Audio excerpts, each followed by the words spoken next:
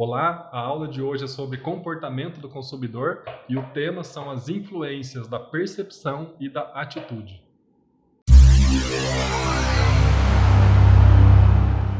Esses dois mecanismos, a percepção e a atitude, ainda estão do lado das influências internas. São aquelas influências que o nosso próprio jeito de ser, a nossa própria individualidade trazem para a maneira como a gente consome, como a gente decide consumir coisas. E essas duas coisas mostram como isso muitas vezes é uma caixa preta. A gente não consegue ter ideia exatamente do que o consumidor está pensando, de como que ele está assimilando as ofertas que a gente está fazendo para ele. Ele vai perceber a nossa oferta de uma maneira muito individual e ele vai ter atitudes que também são muito próprias dele, muito próprias de cada indivíduo. Vamos começar falando então de percepção. É claro, percepção tem a ver com a maneira como as pessoas percebem as coisas. E perceber tem a ver com a gente receber os estímulos do ambiente e interpretar esses estímulos de alguma maneira. Nós temos uma bagagem, temos um repertório, temos ali um conjunto de coisas que a gente conhece, que a gente já aprendeu, e aí a gente passa a interpretar os estímulos no ambiente de acordo com esse aprendizado, de acordo com esse repertório que a gente já tem. E aí, mais uma vez, cada indivíduo vai interpretar isso de uma maneira diferente. É a leitura que você faz do ambiente, a interpretação que você faz dos estímulos que você está recebendo, que a gente chama de percepção. Um mesmo acontecimento, um mesmo fato pode gerar uma percepção numa pessoa e uma percepção diferente em outra pessoa. A mesma coisa pode ser percebida como boa por uma pessoa e como ruim por outra, como bonita por uma pessoa e feia para outra, como ética ou moral para uma pessoa e antiética ou imoral para outra pessoa. Então a percepção é a interpretação que cada pessoa faz dos estímulos que recebe. E um mesmo estímulo gera percepções diferentes em pessoas diferentes. E isso é importante porque a gente cria a nossa própria realidade com base nessa percepção. Cada um de nós tem um mundinho próprio aí, né? Com base nessas leituras que a gente faz. Com base na nossa bagagem, com base no nosso repertório, a gente molda aquilo que a gente vê no mundo, né? A gente faz aquilo se encaixar nas coisas que a gente já tem dentro de nós. Então a gente vai criando a nossa própria realidade, a nossa própria leitura de mundo com base na maneira como a gente percebe aquilo que está chegando até nós. Eu vou dar um exemplo aqui que é bastante atual, né? E por incrível que pareça ainda é tabu nos nossos tempos, né? Imagina que uma propaganda de um determinado produto mostre um casal homoafetivo. E esse casal ali com uma certa intimidade, de repente se beijando, né? Algumas pessoas vão perceber isso com muita naturalidade, porque afinal é da vida, é natural, é como as pessoas são. E outras pessoas, por ter uma bagagem diferente, por ter um repertório diferente, por ter vivências diferentes, de repente vão perceber isso com muito preconceito.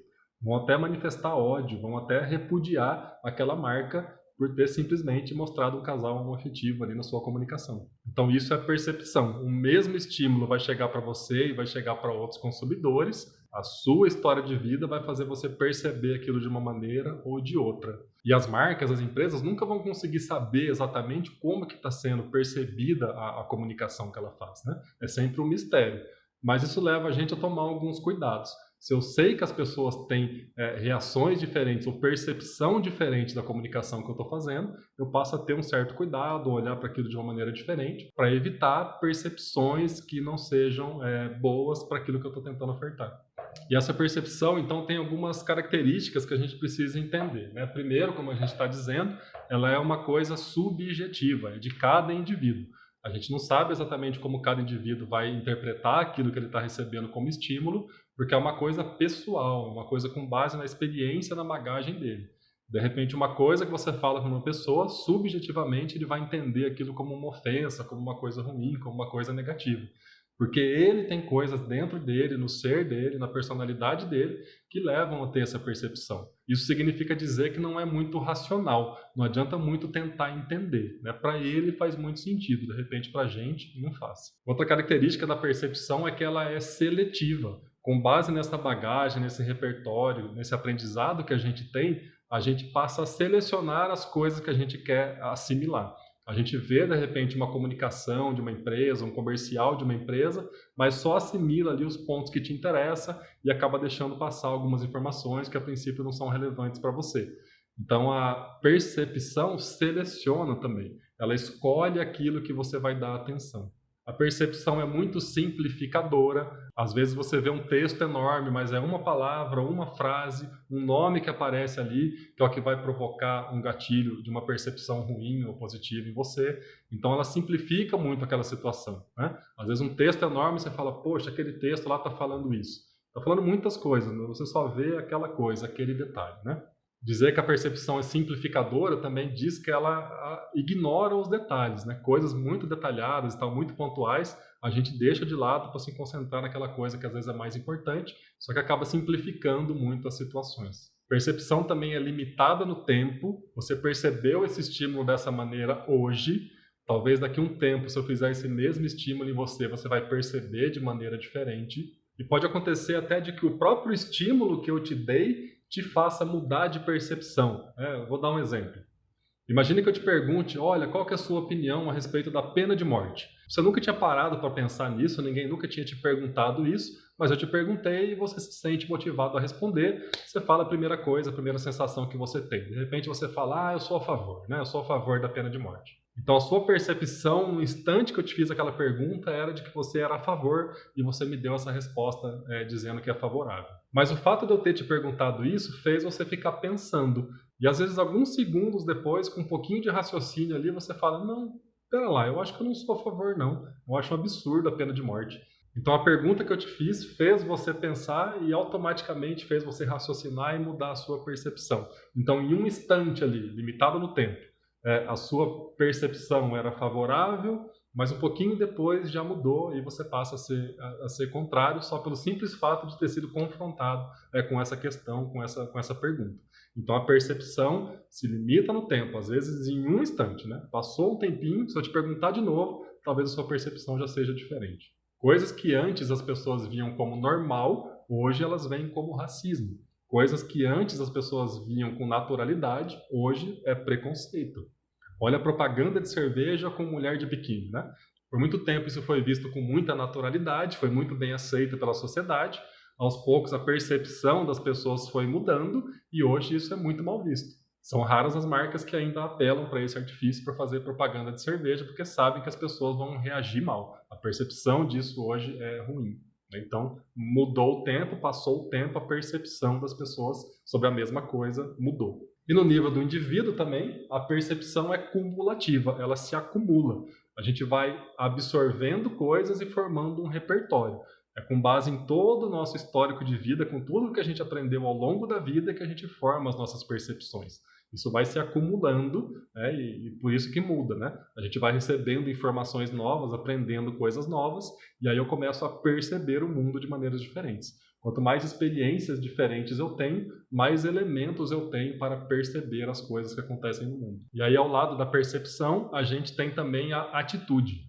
As percepções que nós temos dos estímulos que recebemos vão despertar na gente certas atitudes. Também tem um viés aí nessa palavra, né? Então, o que é atitude? A gente tende a pensar que atitude é ação, atitude é alguém fazendo alguma coisa, né? Alguém está tendo uma atitude naquele momento. A gente até diz, aquela é uma pessoa de atitude, aquela pessoa teve atitude, mas no sentido aqui de comportamento do consumidor, de entender o indivíduo, é um pouco diferente. Atitude é aquilo que vem antes da ação, é uma coisa que você tem em você. Atitude, de certa maneira, é uma convicção. Atitude é uma predisposição para agir de uma determinada maneira. Você tem crenças dentro de você, valores dentro de você, aprendizados que você teve que te predispõem a reagir de uma determinada maneira quando algo aconteça. E a nossa atitude nos leva a ser sistematicamente favorável ou desfavorável a certas coisas. Imagina que você se depare com a seguinte situação. Você está andando na rua e você vê um casal brigando a ponto do homem começar a agredir fisicamente a mulher. A sua atitude em relação a isso que você está observando já está em você,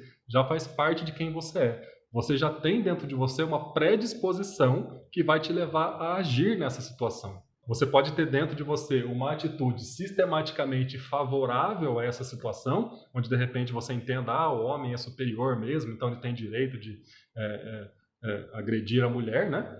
Que é um absurdo, mas enfim, só para efeito de ilustrações aqui. Então, nesse caso, é provável que você não faça nada, que você siga aquele ditado de que em briga de marido e mulher não se mete a colher. E aí a sua ação vai ser não fazer nada. Você tem a atitude dentro de você, você é sistematicamente favorável àquela situação, então você não reage, né? A sua ação vai ser a de não reação. Agora, se você é sistematicamente desfavorável àquela situação, se você entende que em situação nenhuma uma pessoa tem o direito de agredir a outra, que o homem não tem o direito de agredir a mulher, você provavelmente vai ter a ação de intervir, né? Então, a atitude é a predisposição que você tem e não a ação em si, né? É porque você tem aquela atitude que você vai agir, que você vai intervir ou não nessa situação. Tanto a pessoa que não fez nada quanto a que optou por intervir tiveram atitude. Não fazer nada também é uma atitude, né? Então, a gente não pode confundir a atitude com a ação, né? Com a pessoa que foi lá e fez alguma coisa. A que não fez alguma coisa também teve uma atitude. E aí, em relação ao comportamento do consumidor, a gente tem atitudes em relação ao consumo, predisposições em relação ao consumo, né? Atitudes, então, são predisposições internas que você tem a pensar de uma determinada maneira, a reagir de uma determinada maneira. Algumas pessoas entendem o consumo como uma função utilitária, então tem uma atitude utilitária em relação ao consumo. O que significa isso? Eu só vou consumir coisas pela utilidade. Eu só vou comprar coisas que realmente são úteis para mim. O único motivo que eu tenho para comprar coisas é a utilidade dessa coisa. Então, eu tenho uma função utilitária, utilitarista do consumo. A minha predisposição em relação ao consumo é não consumir coisas que eu não considere úteis. Outras pessoas já vão ter uma atitude de defesa do ego. Eu vou consumir coisas para afirmar quem eu sou. O ato de consumir passa a ser para mim uma afirmação dos meus valores, dos meus princípios, de quem eu sou, né? Então eu vou entender o consumo como uma função de defesa do ego, de afirmação para mim mesmo e para a sociedade de que eu sou quem eu sou. Então eu tenho essa atitude em relação ao consumo.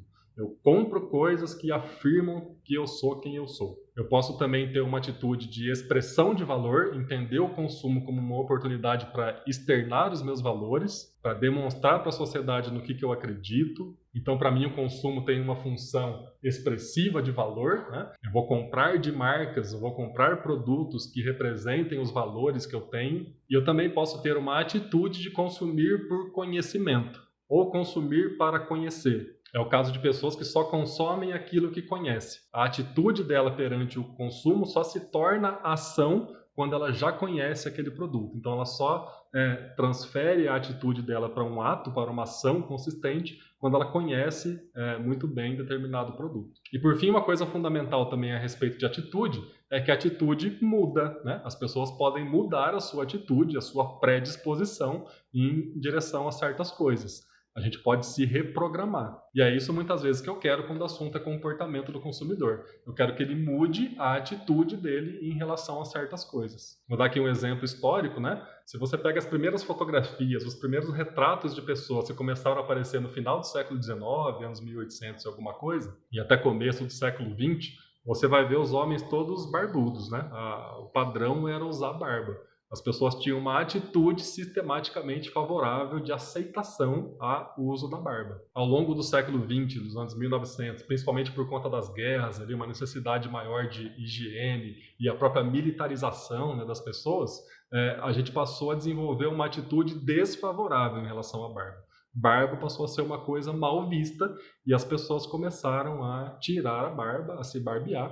Por algumas décadas ali, a gente considerou legal, né, as pessoas tirarem a barba. E agora, mais recentemente, a gente está mudando novamente a nossa atitude e aceitando, né, novamente a barba como uma coisa legal, como uma coisa interessante. Então a atitude muda ao longo do tempo, a gente consegue moldar, aperfeiçoar. O discurso da propaganda consegue construir novas atitudes, novas predisposições nas pessoas. Então por hoje é isso, espero que os conceitos tenham ficado claros. Qualquer dúvida, deixe aí nos comentários e até a próxima aula.